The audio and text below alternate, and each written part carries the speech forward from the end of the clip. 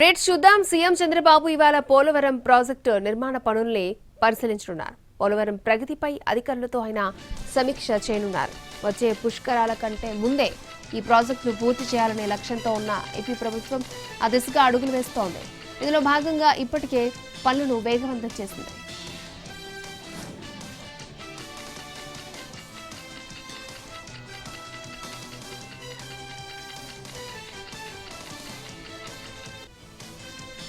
నేటి నుంచి అమరావతిలో రెండో దశ భూ సమీకరణ చేపడుతున్నామని పట్టణాభివృద్ధి శాఖ మంత్రి నారాయణ వెల్లడించారు. Railway track, inner ring road, international sports city నిర్మించేందుకు ల్యాండ్ పూలింగ్ చేస్తున్నామని తెలిపారు.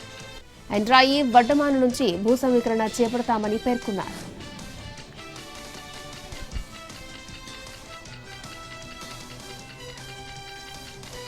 ఇవాళ సాయంత్రం ఢిల్లీకి వెళ్లనున్నారు ఏపీ సీఎం చంద్రబాబు. కేంద్ర హోంమంత్రి అమిత్ షాతో డిన్నర్ మీటింగ్ లో ఆయన పాల్గొంటారు. రేపు ఉదయం విజయవాడకు ఆయన తిరుగు ప్రయాణమవుతారు.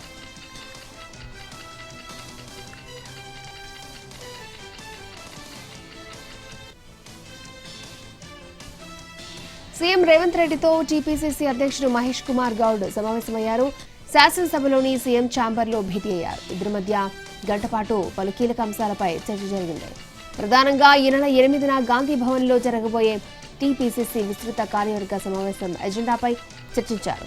ఉపాధి హామీ పథకం రద్దు, స్కీమ్ పేరు మార్పుపై చేయాల్సిన ఆందోళన కార్యక్రమాల గురించి సమాలోచనలు చేశారు. ఇటీవల ప్రభుత్వం చేపట్టిన కృష్ణా గోదావరి జిల్లాల పీపీటీపై డిస్కషన్ జరిగింది.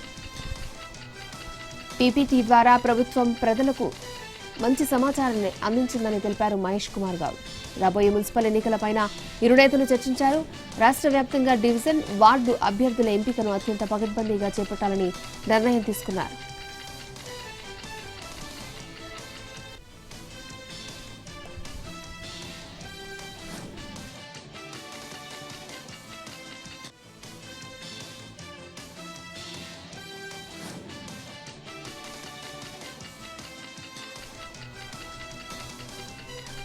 సీఎం చంద్రబాబుపై విమర్శనాస్త్రాలు సంధించారు వైసీపీ నేత రోజా. ఆయన్ని మించిన రాయలసీమ ద్రోహి ఎవరైనా ఉన్నారా అని ప్రశ్నించారు.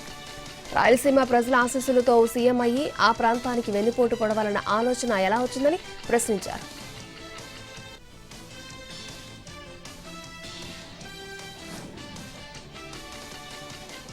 తన ఎమ్మెల్సీ పదవికి కల్వకుంట్ల కవిత చేసిన రాజీనామాను మండలి చైర్మన్ గుత్తా సుఖేందర్ రెడ్డి ఆమోదించారు. నిజామాబాద్ స్థానిక సంస్థల నియోజకవర్గం నుంచి ఎమ్మెల్సీగా ఎన్నికైన కవిత గత ఏడాది సెప్టెంబర్ 3న తన పదవికి రాజీనామా చేశారు. తాజాగా ఆమె రాజీనామాను ఆమోదించడంతో ఎమ్మెల్సీ స్థానానికి నోటిఫికేషన్ జారీ అయింది.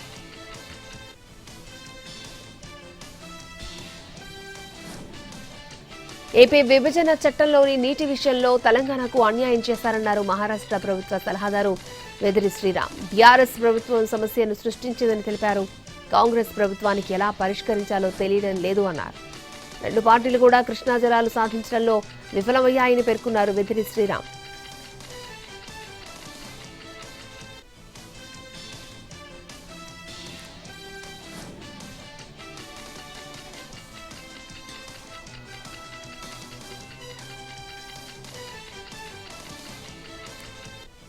కేసీఆర్ ని ఉరితీయాలన్న సీఎం రేవంత్ రెడ్డి వ్యాఖ్యలపై కేటీఆర్ ఫైర్ అయ్యారు.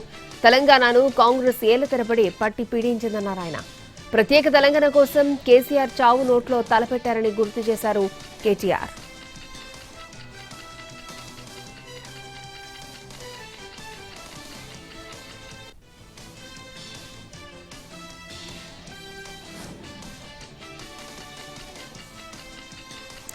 తెలంగాణలో ఏం చేశారని టీఆర్ఎస్ ను బీఆర్ఎస్ గా మార్చారంటూ కవిత అడిగిన ప్రశ్నకు సమాధానం చెప్పాలన్నారు ఎంపీ రఘునందన్ రావు. రాష్ట్ర సొమ్మును పంజాబ్, కర్ణాటకకు ఎలా ఇచ్చారో చెప్పాలని ఆయన ప్రశ్నించారు.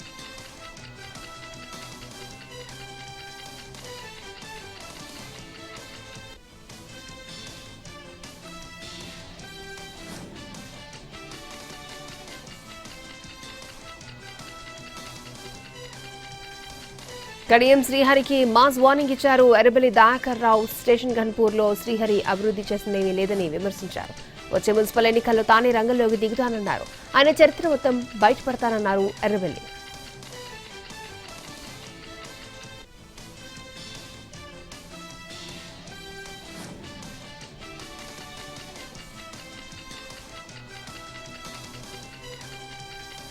డ్రగ్స్ కేసులో హీరోయిన్ రకుల్ ప్రీత్ సింగ్ సోదరుడు అమన్ హైకోర్టును ఆశ్రయించాడు. తనపై నమోదైన కేసును క్వాష్ చేయాలని కోరాడు.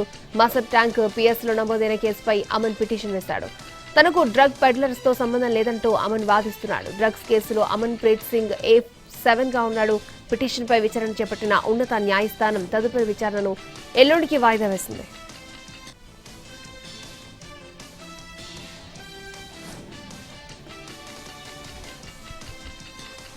ఫాల్కన్ స్కామ్ లో కీలక పురోగతి సాధించారు పోలీసులు. సంస్థ ఎండీ అమర్దీప్ ని ముంబైలో తెలంగాణ పోలీసులు అదుపులోకి తీసుకున్నారు. గల్ఫ్ నుంచి ముంబైకి వచ్చిన అమర్దీప్ ని అరెస్ట్ చేశారు. డిజిటల్ డిపాజిట్ల పేరుతో 850 కోట్ల రూపాయలు కొట్టేశాడు అమర్దీప్. దీంతో ఎల్ఓసీ జారీ చేశారు తెలంగాణ పోలీసులు.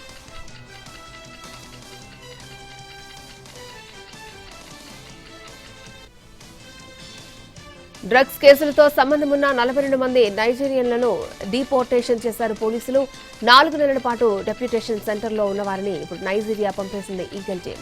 తెలంగాణలో డ్రగ్స్ మానవ అక్రమ రవాణాపై ఈగల్ ఫోర్స్ కఠిన చర్యలను తీసుకుంటోంది. డ్రగ్ ట్రాఫికింగ్, ఫ్లష్ ట్రేడ్తో లింకులున్న నైజీరియన్లను వారి దేశానికి తిరిగి పంపిస్తోంది.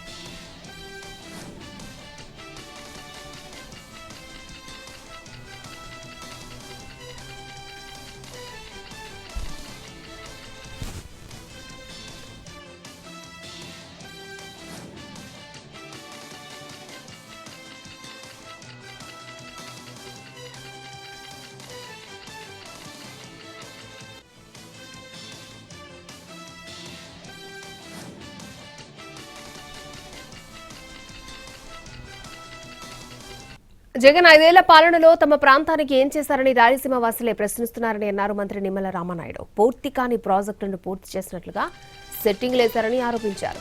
ఎన్టీఆర్ చంద్రబాబు హయాంలోని రాయలసీమలో ప్రాజెక్టులు నిర్మాణమయ్యాయన్నారు.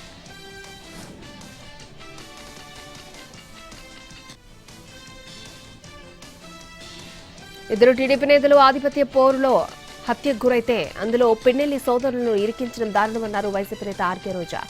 నెల్లూరు సెంట్రల్ జైల్లో ఉన్న పిన్నెల్లి సోదరులతో ఆమె ములాఖత్ అయ్యారు. కూటమి ప్రభుత్వం అరాచక పాలన, అక్రమ కేసులకు పిన్నెల్లి రామకృష్ణారెడ్డి కేసు ఒక ఉదాహరణన్నారు. కోర్టు ఆదేశాలను అధికారులు బేఖాతరు చేస్తూ భోజనం కూడా సరిగ్గా పెట్టడం లేదని మండిపడ్డారు. రాష్ట్రంలో జరిగే నేరాలన్నీ టీడీపీ నేతలు చూస్తున్నారని ఆరోపించారు. తమ ప్రభుత్వం వచ్చాక అన్ని తిరిగి ఇస్తామన్నారు.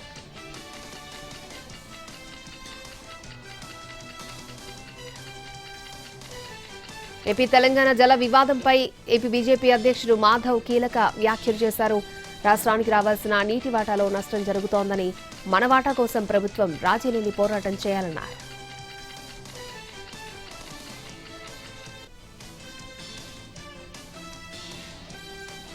తిరుమల శ్రీవాణి దర్శన టికెట్ల జారీ విధానంలో మార్పులు చేసింది టీటీడీ. తిరుమలలో ఆఫ్లైన్లో జారీ చేసే శ్రీవాణి దర్శన టికెట్ల విధానాన్ని రద్దు చేసింది. ఆఫ్లైన్లో జారీ చేసే 800 టికెట్లను ఇకపై ఆన్లైన్లోనే జారీ చేయనుంది.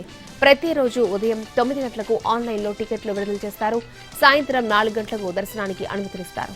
రేణిగుంట ఎయిర్పోర్ట్లో మాత్రం ఆఫ్లైన్ విధానాన్ని కొనసాగించనుంది టీటీడీ.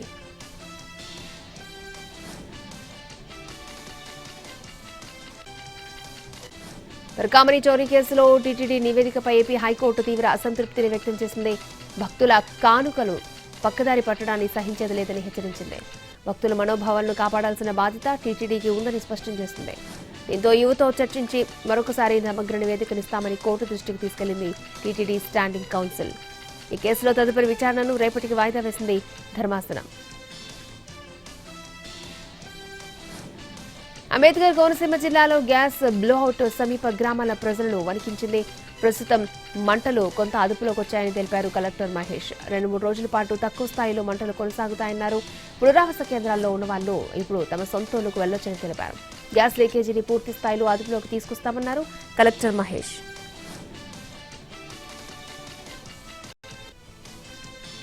తిరుపతి నగరం కొర్లగుంట మారుతినగర్లో 2 మృతదేహాలు లభ్యమవడం కలకలం రేపింది. గ్యాస్ డెలివరీ బాయ్ సోమశేఖర్ ఇంట్లో ఒక గుర్తు తెలియని మహిళ గొంతు కోసి హత్యకు గురవగా సోమశేఖర్ ఉరేసుకుని సూసైడ్ చేసుకున్నాడు. ఆ మహిళను హత్య చేసిన తర్వాతే బలవన్మరణానికి పాల్పడి ఉంటాడని పోలీసులు అనుమానిస్తున్నారు.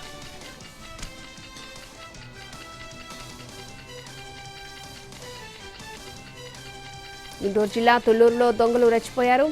రామాలయంలోని పూజారి ఇంట్లో చోరీ చేశారు. ఇత్తడి సామగ్రిని గోను సంచిలో వేసుకుని ఆటోలో లోడ్ చేశారు. అయితే ఈ వ్యవహారాన్ని బయట కారులో ఉండి చూస్తూ అంతా అయ్యాక వారిని పట్టుకున్నాడు పూజారి కొడుకు మూర్తి. అతడు కేకులు వేయడంతో ఆటో డ్రైవర్ పారిపోయాడు. మిగిలిన 3 మహిళలను స్థానికుల సాయంతో పట్టుకున్నారు.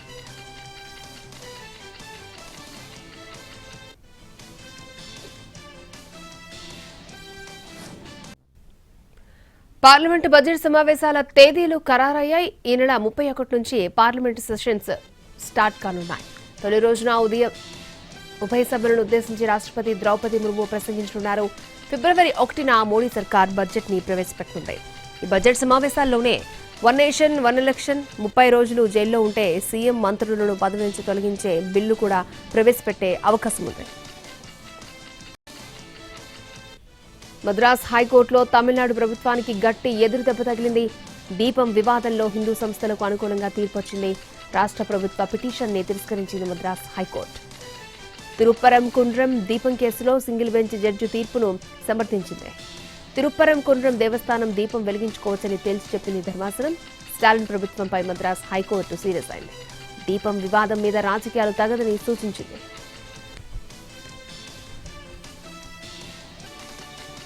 గుజరాత్లోని జామ్నగర్ రిఫైనరీకి రష్యా నుంచి చమురు కార్గోలు వస్తున్నాయంటూ జోరుగా ప్రచారం సాగుతోంది.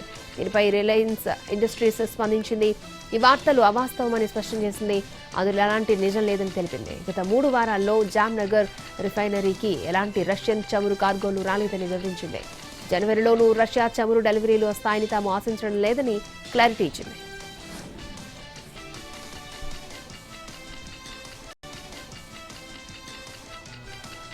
బిట్కాయిన్ స్కామ్ లో బాలీవుడ్ హీరోయిన్ శిల్పా శెట్టి భర్త వ్యాపారవేత్త రాజ్ కుంద్రా చిక్కుల్లో పడ్డారు. ఈ కేసులో ఈడీ దాఖలు చేసిన ఛార్జ్షీట్ ని పరిగణలోకి తీసుకున్న పీఎంఎల్ఏ ప్రత్యేక కోర్టు ఆయనకి సమన్లు జారీ చేసింది.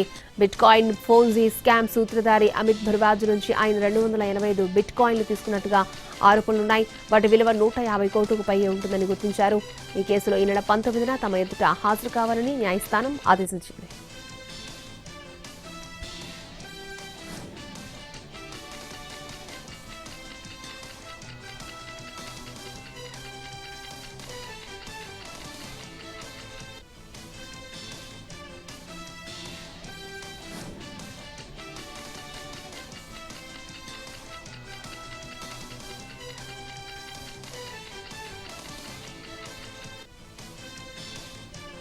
Team India senior pacer Mohammed Shami, అతడి సోదరుడు మహమ్మద్ కైఫ్ కి ఎన్నికల కమిషన్ సమన్లు జారీ చేసింది.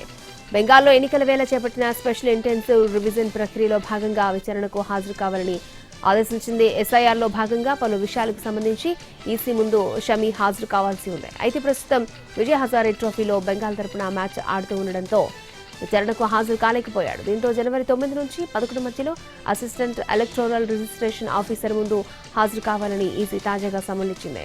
షమి యూపీలోని అమర్హాలో జన్మించినప్పటికీ చాలా ఏళ్లుగా కోల్కతాలో స్థిరపడ్డాడు.